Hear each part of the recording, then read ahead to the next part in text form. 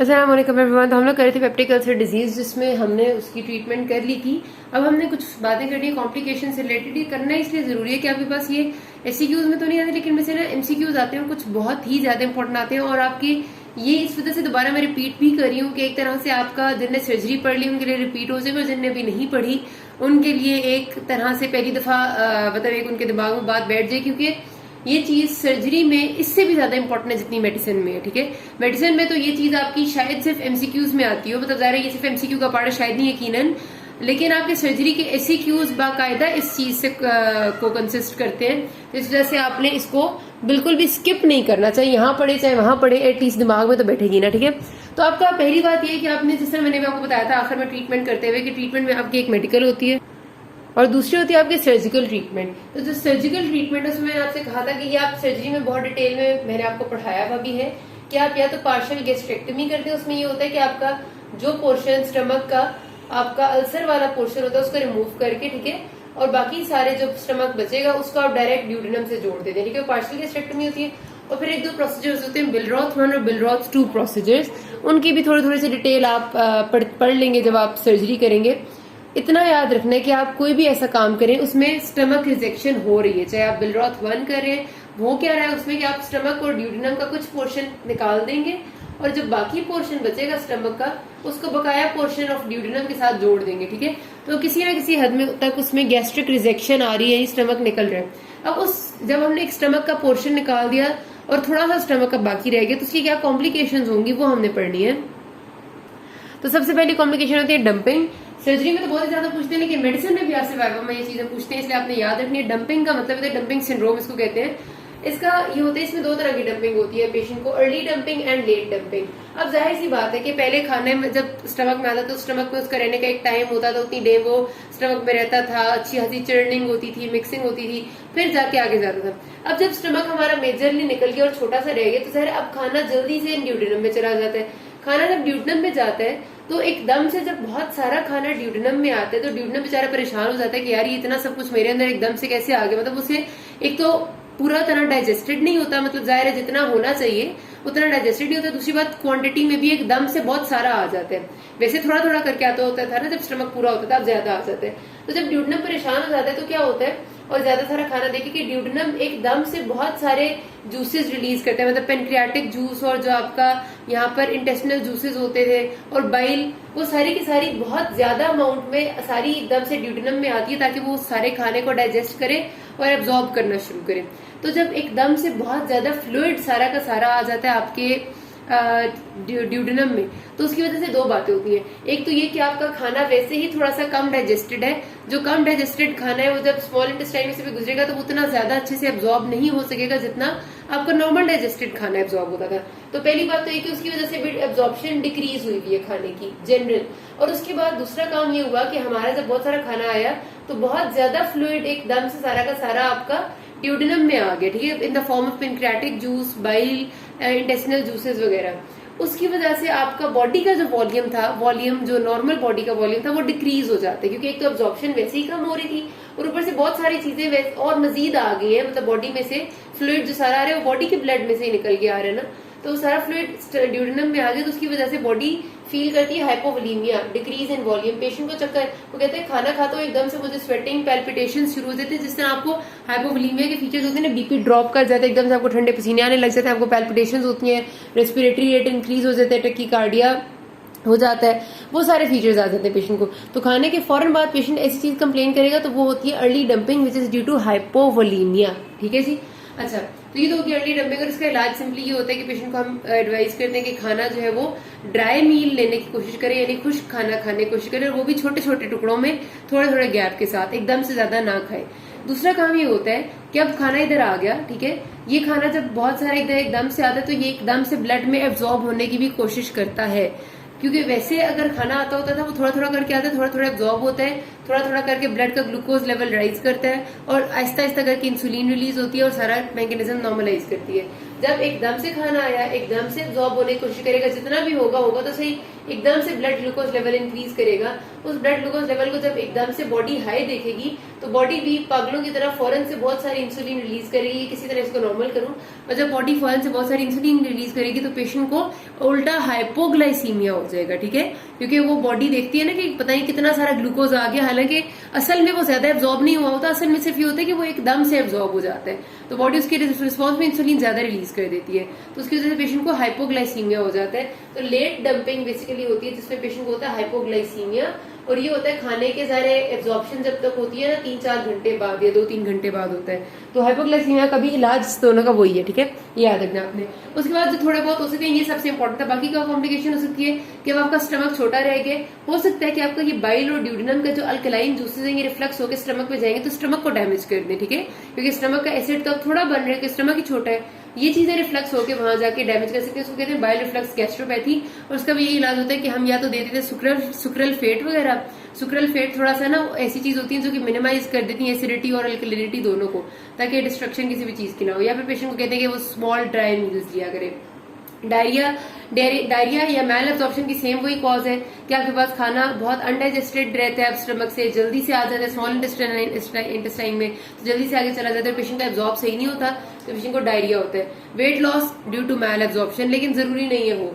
Anaemia मैल absorption की वजह से, क्योंकि आपका एनीमिया कौन सी तरह का होता है, विटामिन B12 भी हो सकता है, आयरन डेफिशिएंसी भी हो सकता है, क्योंकि आपको पता है कि इंट्रिंसिक फैक्टर रिलीज होना होता है स्टमक में से विटामिन B12 की एब्जॉर्प्शन के लिए, वो जब रिलीज नहीं होगा क्योंकि स्टमक की तो हमने रिसेक्शन कर दी, तो विटामिन B12 डेफिशिएंसी एनीमिया हो सकता है।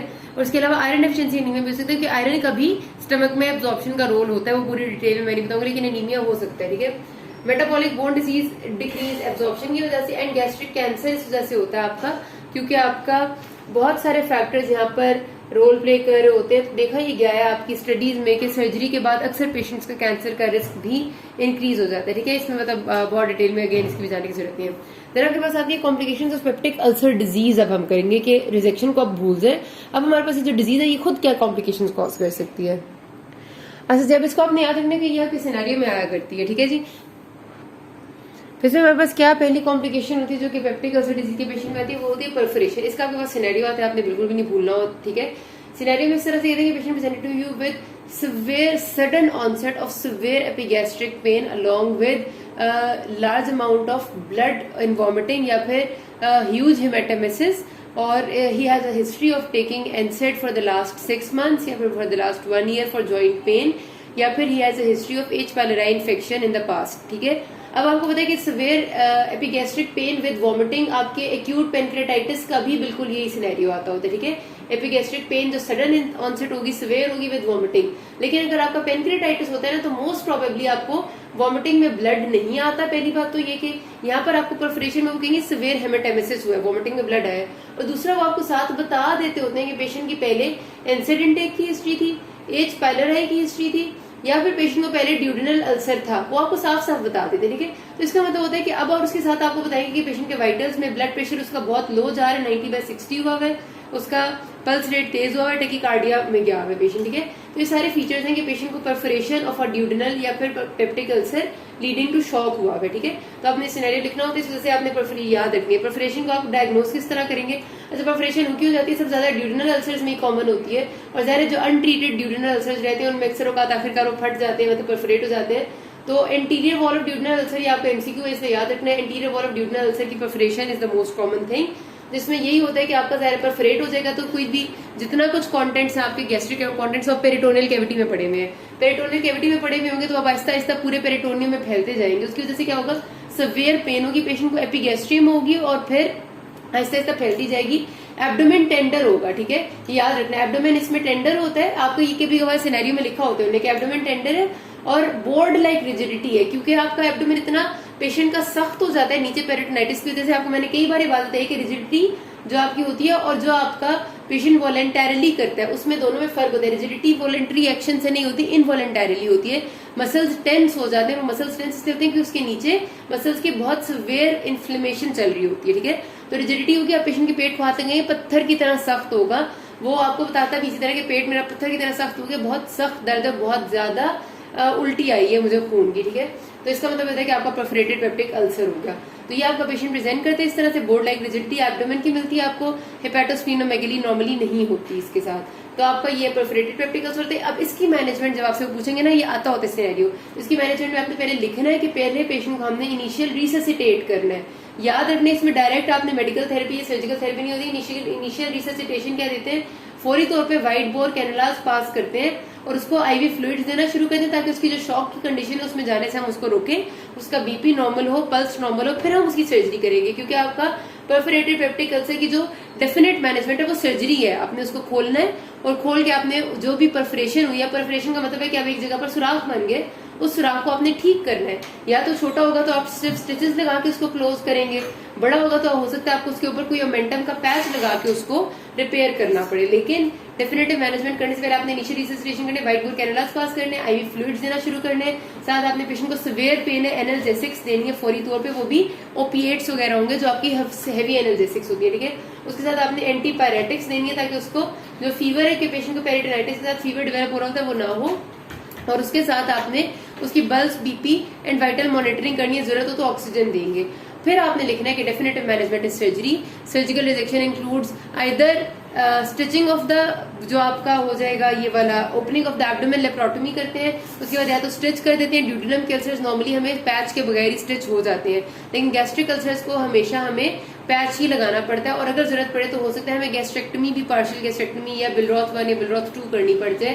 तो ये सारी बातें आपने लिखनी होती है, ठीक हो गया। अब दूसरी जो कॉम्प्लिकेशन हो सकती है पेप्टिक अल्सर डिजीज की होती है गैस्ट्रिक आउटलेट ऑब्स्ट्रक्शन। ये कब होता है, ये तब होता है जब आपका अल्सर डेवलप हुआ है पाइलोरस के रीजन में, ठीक है। पाइलोरस के रीजन में अगर अल्सर है, और वो अल्सर क्या होगा कि हमारी बॉडी हमेशा जब क्रॉनिक अल्सर भी हो तो उसको कोशिश करती है कि हील करने की कोशिश करे, वहां पर थोड़ा बहुत फाइब्रोसिस होता है। फाइब्रोसिस हमेशा चीजों को खींचता है अपनी तरफ, उसकी वजह से चीजें नैरो हो जाती हैं, तंग हो जाती है। तो आपका एक पाइलोरिक रीजन का अल्सर जिसमें फाइब्रोटिक स्टीनोसिस हो जाए, फाइब्रोसिस हो जाए, उसकी वजह से वहां पर वो तंगी कर सकता है, और तंगी हो जाएगी तो आपका ये एरिया जो है सारा का सारा गैस्ट्रिक आउटलेट वो नैरो होगा, और गैस्ट्रिक आउटलेट नैरो होगा तो पेशेंट को गैस्ट्रिक आउटलेट ऑब्स्ट्रक्शन के फीचर्स आएंगे। अब इसमें पेशेंट किस तरह प्रेजेंट करते हैं, ये भी सिनेरियो आ सकता है आपका।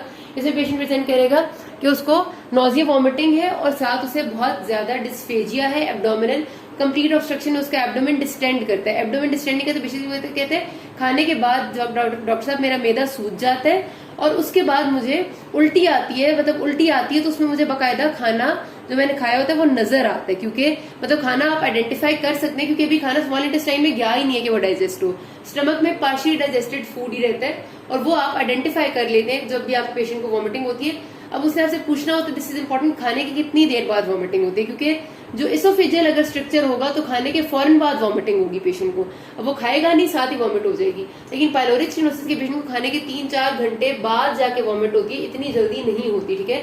तो ये गैस्ट्रिक आउटलेट, उसके साथ साथ उसका पेट सूजेगा, बेसिकली मैदा सूजेगा, वो कहेगा, नॉजिया वॉमिटिंग उसे फील होती है, और आप फिर इसको डायग्नोस करते हैं एज गैस्ट्रिक आउटलेट ऑब्स्ट्रक्शन। जो ज्यादातर होता है वो आपका या तो आप चेस्ट एक्सरे कह रही हूँ, एब्डोमिनल एक्सरे कराएंगे, उसके अलावा आप सीटी स्कैन वगैरह भी करा सकते हैं, नहीं तो आप एंडोस्कोपी करते हैं, ठीक है। परफोरेशन के लिए अगर आप सिंपल एब्डोमिनल एक्सरे कराते हैं ना तो आपको साफ साफ नजर आती है air under the diaphragm. Normally diaphragm के अंदर नीचे एयर नहीं होगी, ठीक है। एयर अंडर द डायफ्राम हमेशा शो करती है कि कोई आपका विस्कस यानी हॉलो विसरा, वो विसरा जिसके अंदर स्पेस थी वो परफोरेट कर गया, चाहे वो स्मॉल इंटेस्टाइन है, लार्ज इंटेस्टाइन है, स्टमक है, वो हमेशा शो होती है एयर अंडर डायफ्राम के जरिए। तो आपको चेस्ट एक्सरे जब आप इरेक्ट पोजीशन में सीधा खड़े होकर कराएंगे तो उससे आपको एक अंदाजा हो जाता है कि पेशेंट को परफोरेशन हुई है या नहीं, ठीक है। तो गैस्ट्रिक आउटलेट ऑब्स्ट्रक्शन का भी फिर इलाज ये होता है कि या तो आप उसकी बैलून बीच में लेके जाते हैं और बैलून से उसको खोल देते हैं, उसको कहते हैं बैलून पाइलोरोप्लास्टी, या मतलब उसको खोलने की कोशिश करते हैं। लेकिन अगर वो ठीक नहीं उससे होता तो फिर आपको इसमें भी सर्जिकल ट्रीटमेंट देनी पड़ती है। उसके फिर 2-3 तरीके हैं। एक तरीका ये होता है कि आप पेशेंट के इस जगह पर एक इंसिजन, ट्रांसफर्स इंसिजन देंगे, उसको क्लोज करेंगे आप इस डायरेक्शन में, तो इस तरह इसका ये रास्ता खुला हो जाता है। और इससे बिना खुला हो तो फिर आपको पाइलोरोप्लास्टी वगैरह करनी पड़ती है। बार वो सर्जरी की डिटेल्स है, यहाँ आपसे कोई नहीं पूछेगा, ठीक है।